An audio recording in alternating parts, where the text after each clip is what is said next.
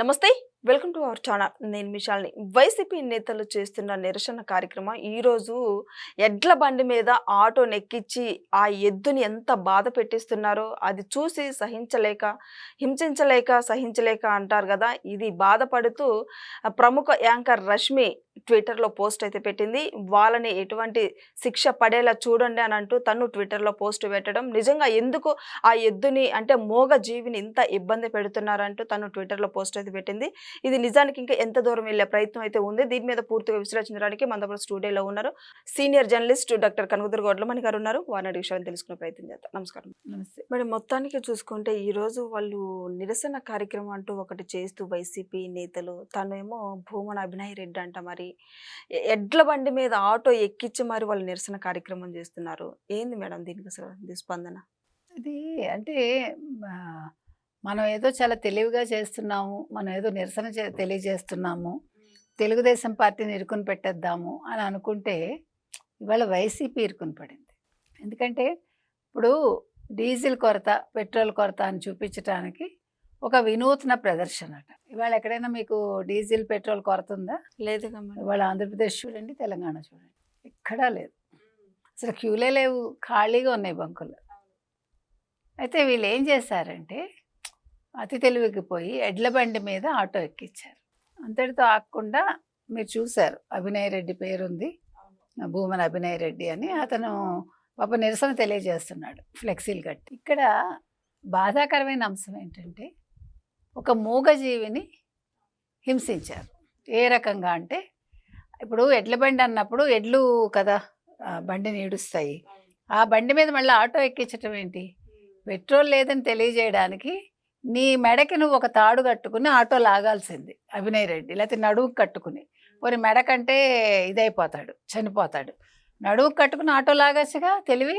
అవును, నీకు అప్పుడు కష్టం తెలిసి వస్తుంది కదా. నీకు అర్థమైందా నేను చెప్పింది? ఎడ్ల బండి ఎందుకు?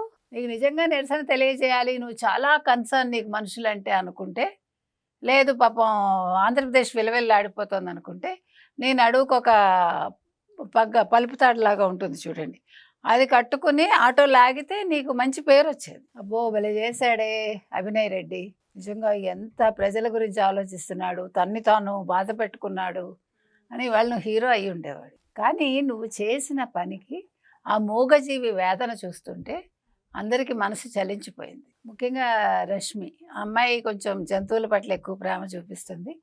ఇదివరకు కూడా కుక్కల పట్ల కూడా చాలా చూపించింది అమ్మాయి. ఇటీవల కాలంలో మీరు చూసారు, హస్కీ కుక్కల్ని ఒక 30-40 రోడ్డు మీద వదిలేశారు చిన్న పిల్లల్ని. సో అవి తిండి లేక నీళ్లు లేక ఇదైపోతే కొంతమంది దాన్ని చూసి కంప్లైంట్ ఇవ్వటం జరిగింది.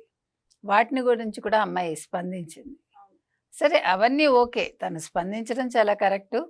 కానీ ఒక పార్టీ పరంగా ఒక నిరసన తెలియజేయడానికి అసలు చిన్నపిల్లల్ని ఎలా వాడకూడదో జంతువుల్ని అలాగే వాడకూడదు. ఎవరైనా సరే స్కూల్ పిల్లల్ని ఎండలో నిల్చోబెట్టడాలు, రాజకీయ పార్టీలు వాళ్ళ ప్రచారాల కోసమో లేకపోతే వాళ్ళ సభల కోసమో అవి ఎంత తప్పో, జంతువుల్ని హింసించడం కూడా అంతే తప్పు.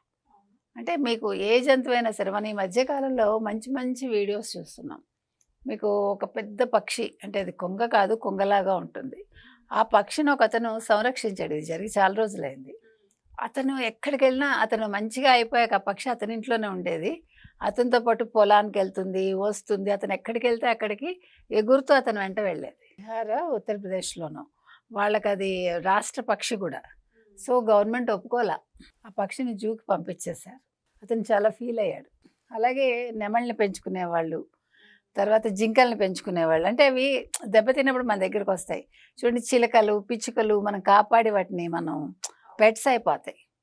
ఆ తర్వాత ఏనుగులు ఎస్పెషల్లీ మీకు కేరళలో ఒక ఇంటికి రోజు ఒక ఏనుగు వస్తుంది, వచ్చి పళ్ళు తినేసి వెళ్తుంది తెలుసా. అది చక్కగా ఒక టైంకి వచ్చేసి గేటు తీసుకుని గుమ్మం ముందు నిల్చుంటుంది.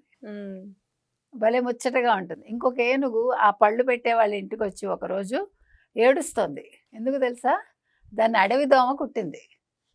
అది ఏడుపు కూడా భలే గమ్మత్తుగా ఉంది తెలుసా మీరు. అంటే అలాంటి వీడియోలు చూస్తే మనకి చాలా మనసు ద్రవించిపోతుంది. అంటే నేను అనేది పాప ఆ కుటుంబం మొత్తం పళ్ళు తినమని బతిమాలుతుంది ఆ ఏనుగుని. అది తింటల్లా ఏడుస్తుంది. అంటే ఇవన్నీ ఎందుకు చెప్తున్నానంటే కన్సర్న్ ఉండాలి. ఇక్కడ కన్సర్న్ లేదు వైసీపీ వాళ్ళకి.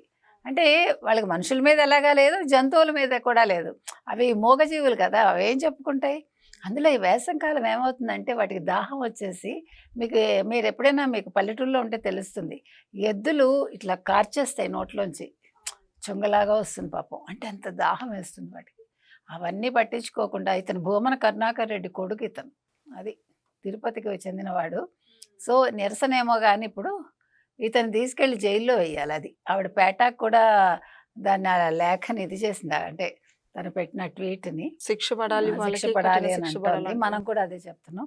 సో ఇలాంటి వాళ్ళని ఉపేక్షించొద్దని చెప్తున్నాం. ఇప్పుడు మీరేదో ఒక పార్టీ మీద కక్షతో జంతువుల్ని హింసించకండి, పిల్లల్ని హింసించకండి. మనుషుల్ని అలాగే హింసించారు 5 ఏళ్ళు కదా, ఇప్పటికైనా బుద్ధి మార్చుకోండి అని చెప్తున్నాం. మేడం. వైసీపీ వాళ్ళు వింత వింత ప్రయత్నాలు చేస్తున్నారు.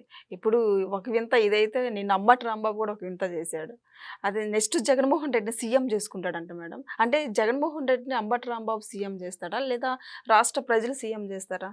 ఏంటి మేడం అసలు అర్థం చెప్పాలి, కావట్లేదు. ఎందుకంటే ఆయనకి బుర్ర మోకాల్లో ఉందేమో. అందుకని నేనే సీఎం చేసే వరకు నేను నిద్రపోనేదో చెప్తున్నాడు. పాప శపథం చేశాడు ఆయన, మంగమ్మ శపథం లాగా. మీకు శశికళ చేసింది శపథం. కానీ ఇవాళ మరి 4వ తారీఖు రిజల్ట్స్ వస్తాయి కదా, శశికళ సీఎం అవడం ఎంత నిజమో జగన్మోహన్ రెడ్డి అవ్వడం కూడా అంతే నిజం. అందుకని పాప అంబటి రాంబాబు గారు అంటే కొంచెం గడపాలి కదా టైము, ఇప్పుడు జగన్మోహన్ రెడ్డి తిట్టకుండా. అందుకని అలాంటి ప్రతిజ్ఞలు చేస్తాడు. ఇప్పుడు ఇడుపుల పైన పర్మిషన్ లేకుండా ఎందుకు వెళ్ళావు అంటాడేమో వచ్చిన తర్వాత. మరి ఏం జరుగుతుందో చూడాలి. అంబటి రాంబాబుకి ఏంటంటే కాలక్షేపం లేదు. ఇప్పుడు ఆయన నిజంగా చెప్పాలంటే ఆటలో అరటిపండు అంటాం చూడండి, అట్లా ఉంటాడు. ఏదో ఒక ఫన్నీ క్యారెక్టర్స్ ఉంటాయి కదా మనకి కామిక్స్లో వాటిలలో, అలాగే అనిపిస్తాడు నాకైతే. ఒక సీరియస్నెస్ లేదు మనిషిలో. ఒక రాజకీయ నాయకుడు అంటే మనకు ఒక రెస్పెక్ట్ రావాలి. మిమ్మల్ని చూడగానే ఒక గౌరవం రావాలి. ఎట్ ద సేమ్ టైం అమ్మో ఇతను చాలా తెలివైన వాడు, ఇతను మంచి రాజకీయ చతురత ఉంది, ఇతను మంచి రాజకీయ నాయకుడు అని మీకు ఇంతవరకు వైసీపీలో ఎవరిని చూస్తారన్నా అనిపించిందా? ఒక్కళ్ళని చూసినా అనిపించదు. ఎందుకంటే వాళ్ళు రాజకీయాలు చేయడానికి రాలేదు, రాజకీయాలు కాకుండా విధ్వంసం చేయటానికి వచ్చారు, రాష్ట్రాన్ని నాశనం చేయటానికి వచ్చారు, తినటానికి వచ్చారు. అందుకని వాళ్ళకి ప్రజల్ని ఎలా పాలించాలి, ఏం చేయాలి తెలియదు. సో అంబటి రాంబాబుకి కూడా నేను కాపు కాదంటాడు, ఇంకేదో చెప్తాడు. నువ్వు బైబత్ కాపువే కదా. మనం వద్దనుకున్న పోనిది కులం అది ఉంటుంది మనతోటి. కాకపోతే ఏంటంటే మన మతం మారితే కులం ఉండదు అది, కానీ ఆ లక్షణాలు ఉంటాయి మనలో, ట్రైట్స్ అంటారు. ఆ ట్రైట్స్ అనేది ప్రతి మనిషికి మీరు ఒప్పుకున్నా ఒప్పుకోకపోయినా ఆ కులానికి సంబంధించిన లక్షణాలు ఉంటాయి. అది మీరు గమనిస్తే అర్థమవుతుంది. అదే జీన్స్. కాబట్టి ఆయనకు కూడా జీన్స్ ఉన్నాయి. కాకపోతే ఆయనకు అర్థం కావట్లేదు, రెడ్డి అనుకుంటాడో ఏమనుకుంటాడో మనకు తెలియదు. ఏది ఏమైనా అప్పుడప్పుడు వచ్చి సరదాగా మనకి కాసేపు నవ్వించి వెళ్తూ ఉంటాడు అంబటి రాంబాబు. అది ఒక జోకర్ లాగా. Thank you madam. Thank you.